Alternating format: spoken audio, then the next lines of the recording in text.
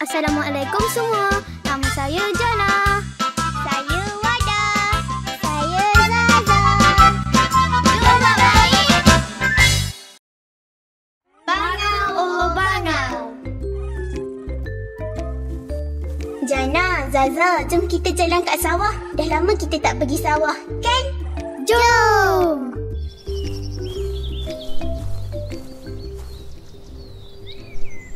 Jana, Wada, tengok tu. Kenapa bangau tu kurusnya? Kasihannya. Bangau tak makan ke? Ke dia sakit? Lah, kenapa bangau tu kurus ya? Jom tanya bangau.